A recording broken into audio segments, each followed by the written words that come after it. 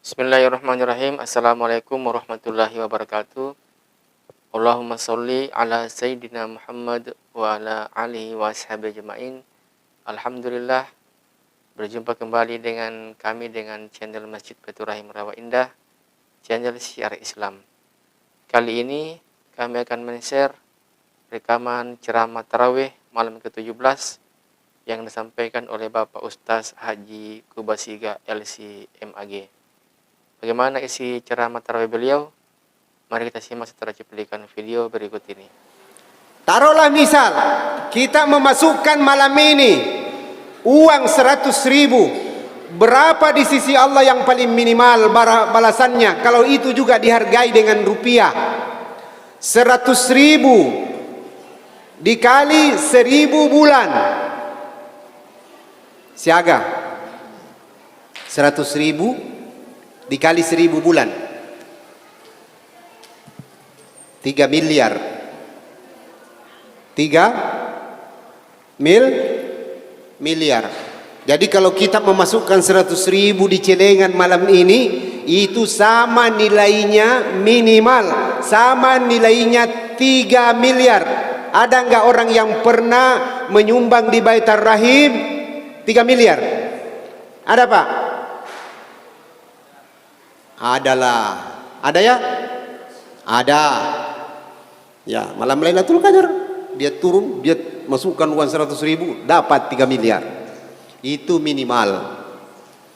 Jadi kita diberikan kemurahan, diberikan diskon oleh Allah Subhanahu wa taala, bayar sedikit, kita dapat banyak. Bapak Ibu yang dimuliakan oleh Allah Subhanahu wa taala, banyak orang yang sangat berpikir sekali ketika hendak memasukkan sedekah di celengannya masjid. Tadi ketika mau berangkat ke masjid ingin membawa uang 100.000 karena anaknya mau lagi belanja, terpaksa berkurang menjadi 50.000. Sekalinya di tengah jalan, di dalam kantongnya tidak disengaja didapatkan uang 20.000. Yang mana keluar, 20 atau 50? Assalamualaikum. 20 atau 50? Saya bilang 20. Sebentar kalau pulang mau lagi singgah beli-beli apa-apa, atau sayur atau apakah di pasar. Diingat lagi belum ada ikan di rumah. Waduh, bagaimana ini? Ini harus diansur lagi kalau begini. Uang 10.000 lah dimasukkan di masjid. Masya Allah, luar biasa. Begitulah kita ciri-cirinya. Kita suka mengurang-urangi. Padahal siapa yang menanam banyak, kemungkinan untuk sukses itu jauh lebih cepat menjadi kaya. Biasa melihat orang petani Pak ya, biasa melihat petani. Itu petani biasanya kalau dia sendiri yang akan menyemai bibit unggul. Contoh, ini petani ada beberapa sawahnya, kemudian dia pilih sawah yang subur, yang bagus padinya. Itu dipilih, diperbaiki jaganya, jangan sampai ada yang mengganggu daripada hama dan lain-lain sebagainya, supaya dia tumbuh bagus. Kenapa? Itu yang mau dijadikan bibit. Itu yang mau dijadikan bibit. Banyak apa tidak? Tidak sebanyak yang semuanya, tetapi hanya sebahagian kecil. Itu untuk dimakan? Tidak. Karena mau dijadikan bibit. Kalau mau dimakan semua, tidak ada lagi yang ditanam. Jadi ini yang dibibit, inilah yang terbaik. Ini yang terbaik. Kenapa? Diharapkan nanti bisa tumbuh kembali, dia subur, kemudian banyak buahnya, sehingga keuntungan berlipat ganda nanti di masa yang akan datang atau tahun berikutnya. Kenapa saya tahu? Karena saya juga petani Pak. Biasa kakak saya mengatakan, dek, tolong jaga itu yang sampai sini nih, tolong yang padi itu yang terlalu menjulang tinggi ke atas sekali cabut dia, yang terlalu pendek dibuang. Pokoknya kasih yang rata-rata, kemudian jaga kalau dia butuh pupuk kasih pupuk, kalau dia butuh di pestisida kasih pestisida, pokoknya kasih modal banyak-banyak. Supaya apa? Dia menjadi subur, menjadi bibit unggul. Itu yang akan kita tanam pada tahun depan atau kepada musim tanam berikutnya. Secara ekonomi, semakin banyak tanaman yang kita simpan untuk persiapan tanaman atau bibit, kemungkinan untuk kita menjadi lebih banyak padinya jauh lebih besar ketimbang yang sedikit tanaman yang disimpan. atau bibit yang disimpan. Jadi sedekah seperti itu, Pak. Jadi ada orang yang mengira zakat itu, sedekah itu adalah tainya kita punya barang. Bukan. Itu adalah biangnya. Itu adalah bibit untuk bibit unggul selanjutnya.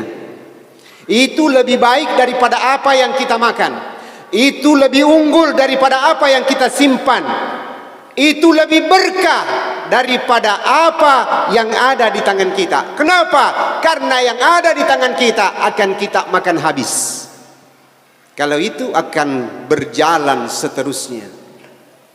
Jadi makanya ketika disampaikan, kalau mau kaya, perbanyak sedekah, perbanyak bibit yang kau simpan. Tapi kalau tidak mau kaya, makan semua sudah. Tidak ada lagi. Mau nanam, apanya mau ditanam? Jeraminya? Enggak bisa. Bismillahirrahmanirrahim. Assalamualaikum warahmatullahi wabarakatuh. Saya ulangi. Kedengarannya masih ngantuk. Yang masih kecil suaranya menjawab salam. Assalamualaikum warahmatullahi wabarakatuh.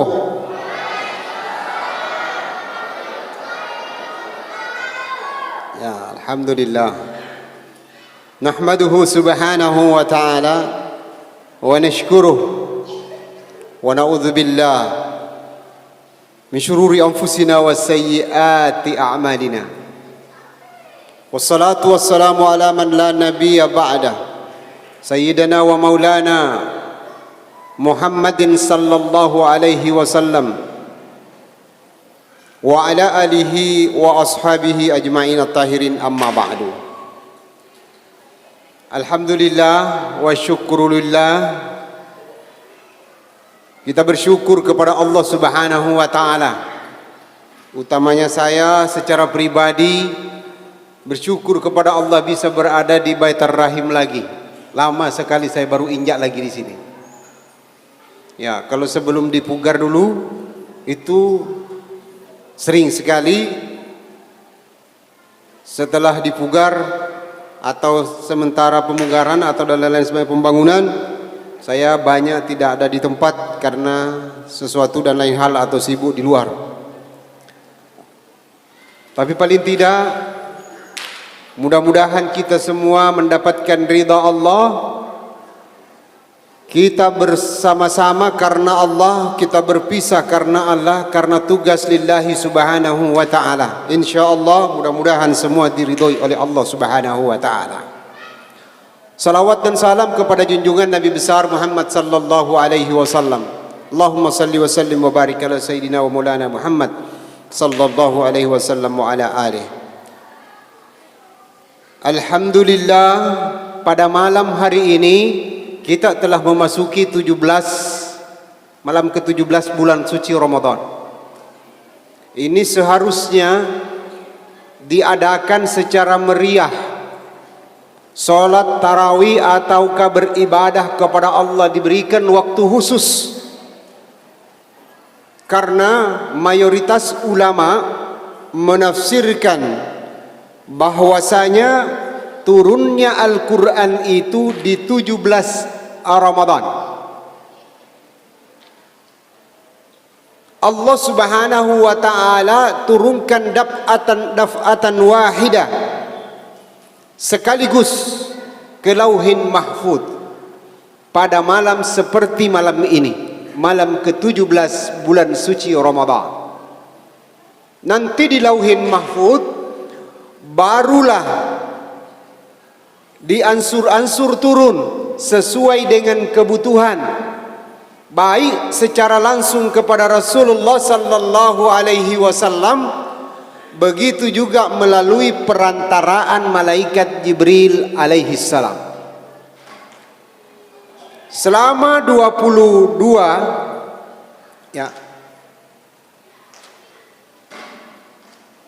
tahun lamanya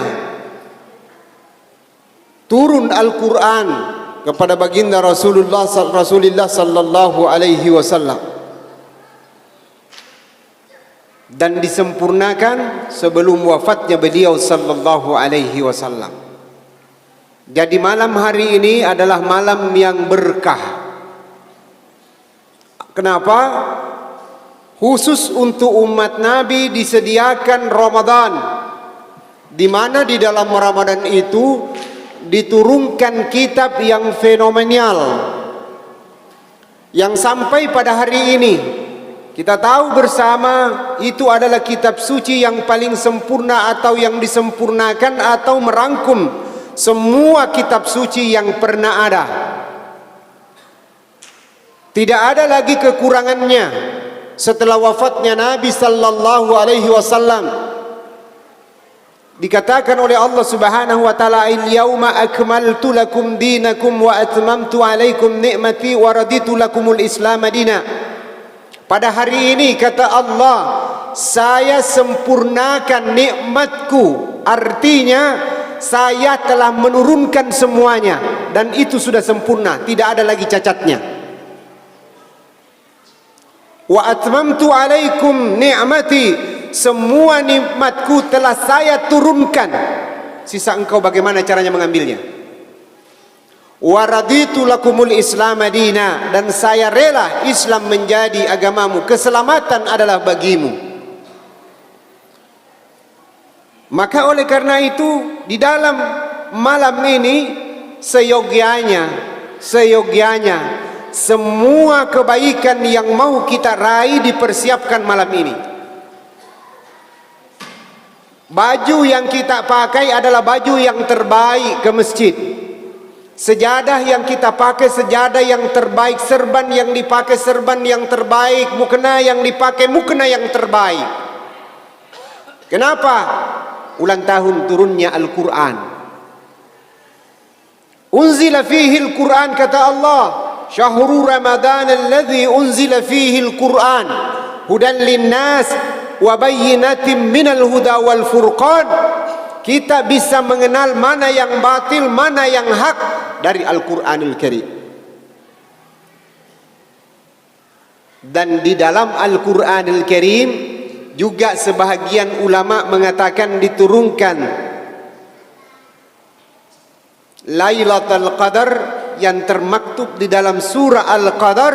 Itu banyak yang menafsirkan di malam ke-17 bulan suci Ramadan. Jadi kalau perlu malam ini adalah ibadah maksimal. Baik ibadah yang berbentuk ibadah mahdah seperti sholat kita perbanyak. Yang biasanya kita lakukan cuma 8 rakaat tambah 20, digenapkan 20 witir, kemudian diambil tahajud, diambil semua solat-solat yang kita tahu, lakukan. Ketika ada solat hajat, lakukan solat hajat. Ketika kita solat sunnah mutlak, lakukan solat sunnah mutlak. Kenapa? Malam ini adalah malam yang penuh berkah.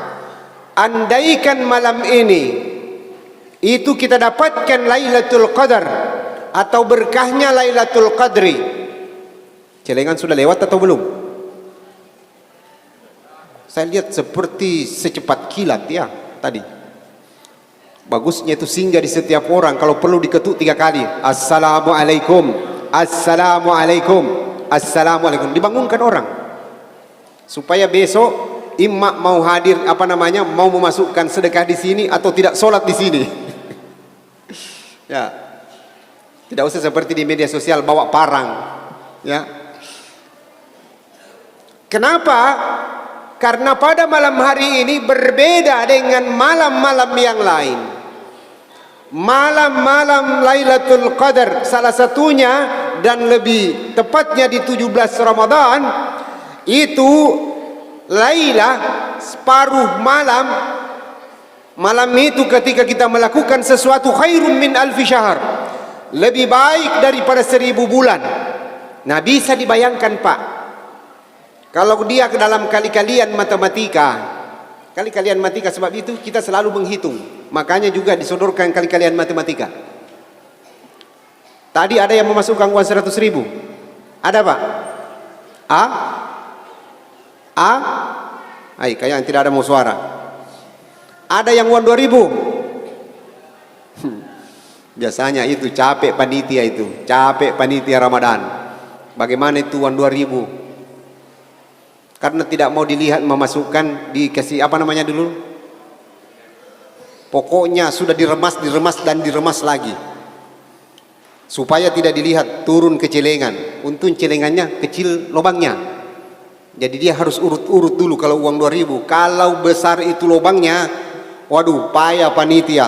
Dia orang sudah pulang semua, itu aja yang diurut-urut uang 2.000. Uang 100.000 tidak perlu diurut karena sudah lurus.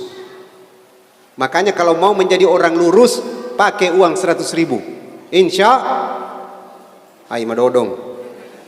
Bicu suara anak. Taruhlah misal kita memasukkan malam ini uang 100.000, berapa di sisi Allah yang paling minimal balasannya? Kalau itu juga dihargai dengan rupiah, 100.000 dikali 1.000 bulan, siaga 100.000 dikali 1.000 bulan, 3 miliar. 3 miliar. Jadi kalau kita memasukkan 100.000 di celengan malam ini, itu sama nilainya minimal, sama nilainya 3 miliar. Ada enggak orang yang pernah menyumbang di Baitur Rahim 3 miliar? Ada Pak? Adalah. Ada ya? Ada. Ya, malam Lailatul Qadar dia turun, dia masukkan uang 100.000, dapat 3 miliar. Itu minimal. Jadi kita diberikan kemurahan, diberikan diskon oleh Allah Subhanahu wa taala, bayar sedikit, kita dapat banyak. Bapak Ibu yang dimuliakan oleh Allah Subhanahu wa taala, banyak orang yang sangat berpikir sekali ketika hendak memasukkan sedekah di celengannya masjid. Banyak orang yang berpikir macam-macam, luar biasa. Tadi ketika mau berangkat ke masjid ingin membawa uang 100.000 karena anaknya mau lagi belanja, terpaksa berkurang menjadi 50.000. Sekalinya di tengah jalan, di dalam kantongnya tidak disengaja didapatkan uang 20.000. Yang mana keluar, 20 atau 50? Assalamualaikum. 20 atau 50? Saya bilang 20, sebentar kalau pulang mau lagi singgah beli-beli apa-apa, atau sayur atau apakah di pasar. Diingat lagi, belum ada ikan di rumah. Waduh, bagaimana ini? Ini harus diansur lagi kalau begini. Uang 10.000 lah dimasukkan di masjid. Masya Allah, luar biasa. Begitulah kita ciri-cirinya. Kita suka mengurang-urangi. Padahal siapa yang menanam banyak, kemungkinan untuk sukses itu jauh lebih cepat menjadi kaya. Biasa melihat orang petani Pak ya, biasa melihat petani. Itu petani biasanya kalau dia sendiri yang akan menyemai bibit unggul. Contoh, ini petani ada beberapa sawahnya, kemudian dia pilih sawah yang subur, yang bagus padinya. Itu dipilih, diperbaiki jaganya, jangan sampai ada yang mengganggu daripada hama dan lain-lain sebagainya, supaya dia tumbuh bagus. Kenapa? Itu yang mau dijadikan bibit. Itu yang mau dijadikan bibit. Banyak apa tidak? Tidak sebanyak yang semuanya, tetapi hanya sebahagian kecil. Itu untuk dimakan? Tidak. Karena mau dijadikan bibit. Kalau mau dimakan semua, tidak ada lagi yang ditanam. Jadi ini yang dibibit, inilah yang terbaik. Ini yang terbaik. Kenapa? Diharapkan nanti bisa tumbuh kembali, dia subur, kemudian banyak buahnya, sehingga keuntungan berlipat ganda nanti di masa yang akan datang atau tahun berikutnya. Kenapa saya tahu? Karena saya juga petani Pak. Biasa kakak saya mengatakan, dek, tolong jaga itu yang sampai sini nih, tolong yang padi itu yang terlalu menjulang tinggi ke atas sekali cabut dia, yang terlalu pendek dibuang. Pokoknya kasih yang rata-rata, kemudian jaga. Kalau dia butuh pupuk, kasih pupuk. Kalau dia butuh di pestisida, kasih pestisida. Pokoknya kasih modal banyak-banyak. Supaya apa? Dia menjadi subur, menjadi bibit unggul. Itu yang akan kita tanam pada tahun depan atau pada musim tanam berikutnya. Secara ekonomi, semakin banyak tanaman yang kita simpan untuk persiapan tanaman atau bibit, kemungkinan untuk kita menjadi lebih banyak padanya jauh lebih besar ketimbang yang sedikit tanaman yang disimpan atau bibit yang disimpan. Jadi sedekah seperti itu, Pak. Jadi ada orang yang mengira zakat itu, sedekah itu adalah tainya kita punya barang. Bukan. Itu adalah biangnya. Itu adalah bibit untuk bibit unggul selanjutnya. Itu lebih baik daripada apa yang kita makan. Itu lebih unggul daripada apa yang kita simpan. Itu lebih berkah daripada apa yang ada di tangan kita. Kenapa? Karena yang ada di tangan kita akan kita makan habis. Kalau itu akan berjalan seterusnya. Jadi makanya ketika disampaikan, kalau mau kaya, perbanyak sedekah, perbanyak bibit yang kau simpan. Tapi kalau tidak mau kaya, makan semua sudah. Tidak ada lagi. Mau nanam, apanya mau ditanam? Jeraminya? Enggak bisa. Bapak Ibu yang dimuliakan oleh Allah Subhanahu wa taala. Makanya di dalam Al-Qur'an disampaikan bahwasanya wahai orang yang punya kuasa, khudh min amwalihim sadaqah tutahhiruhum wa tuzakkihim biha. Wahai para penguasa yang punya kuasa, ambillah dari harta-harta mereka, mulai sedekah, infak, begitu juga apalagi zakat. Makanya kami kemarin itu wajibkan semua ASN harus di payroll system. Ada lagi yang mengatakan tidak ada zakatnya, itu zakat profesi. Kodong medodong. Di situ dikatakan amwal, amwal bermakna umum. Semua yang kita dapat, semua yang mau kita makan, bersihkan. Jangan cuma nasinya yang bersih, ikannya juga dipastikan bersih. Jangan sampai di ikan itu ada racunnya. Memang kita makan nasi sama racun, sama ikan, tapi ikannya ada racunnya. Apakah kita tidak keracunan? Tetap keracunan, walaupun ada yang bersih, tapi ada yang kotor. Ketika kita mengeluarkan sebahagian daripada harta kita tidak sesuai dengan kadar yang disampaikan oleh syariah, maka tidak bersih harta kita, bercampur antara racun dengan susu. Bagaimana bisa tumbuh kembang kalau kita kasih sama? Ini yang mau dijadikan tanaman atau bibit, kemudian ini adalah yang jelek-jelek semuanya dikumpul menjadi satu, kemudian tidak bagus lagi tempatnya, tidak bisa tumbuh semua, terkontaminasi yang yang bagus, yang bagus juga menjadi jelek. Oleh karena itu Bapak Ibu yang dimuliakan oleh Allah, sekali kita mengeluarkan harta kita, keluarkan memang yang terbaik. Jangan terbata-bata, jangan takut. Allah Subhanahu wa taala pasti diberikan tumbuh kembang. Lihatlah di dalam surah Al-Baqarah, yamhaqullahu riba wa yurbis sadaqat. Yamhaqullah, Allah menghancurkan pelaku uang berbunga ataukah pelaku ekonomi yang berbunga. Dalam bahasa agamanya adalah riba. Dan Allah memberikan kesejahteraan, pertumbuhan yang cepat. Orang yang suka bersedekah, orang yang suka bersedekah dipercepat, dia kaya dengan berkah. Dia akan dijaga oleh hartanya, bukan dia yang menjaga hartanya. Tapi orang yang pelit itu pokoknya capek jaga hartanya, Pak. Diberikan security banyak. Tetapi orang Islam, coba lihat di masa Rasulullah sallallahu alaihi wasallam, tidak perlu ada security. Tidak perlu ada security untuk menjaga harta benda. Kenapa?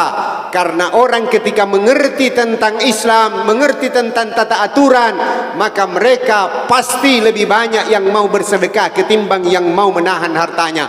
Terbukti ketika hijrahnya Nabi sallallahu alaihi wasallam ke Madinah, rata-rata sahabat baik yang dari Mekah begitu juga di Madinah membagi hartanya dengan saudaranya. Kesejahteraan secara total terlihat di Madinah.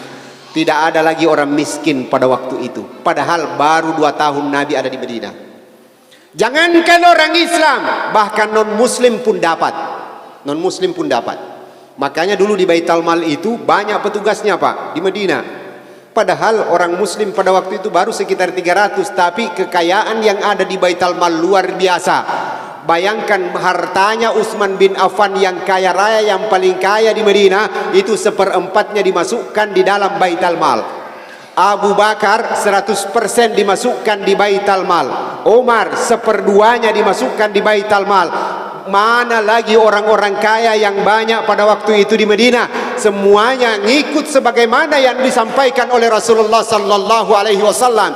Sehingga untuk membuat persenjataan gampang, untuk membuat sebuah kekuatan gampang. Bagi orang-orang yang miskin kuat hatinya. Kenapa? Mereka tidak memikirkan tentang kemiskinannya. Mereka hanya mau berjihad fi sabilillah di bawah komando Rasulullah sallallahu alaihi wasallam. Ini yang kita butuhkan di Bontang. Sejahterakan semua orang, tidak usah lagi memikirkan terlalu banyak mengenai masalah ekonomi, tetapi yang dipikirkan bagaimana kebersamaan, persatuan dan kesatuan dalam panji Islam. Ketika itu sudah kuat, maka insya Allah di mana-mana ada makanan, di mana-mana ada persaudaraan, satu dengan yang lain saling menghormati, satu dengan yang lain saling menyayangi. Bukankah kalau kita saling memberi, saling menyayangi? Contoh, sudah terlalu panjang barangkali. Kau nih pauki. Sebab biasanya saya lupa itu kalau bicara lama sekali sampai 1,5 jam. Karena saya masih ingat dulu di Papua kalau ceramah itu dari jam 9 nanti berhenti setelah selesai asar.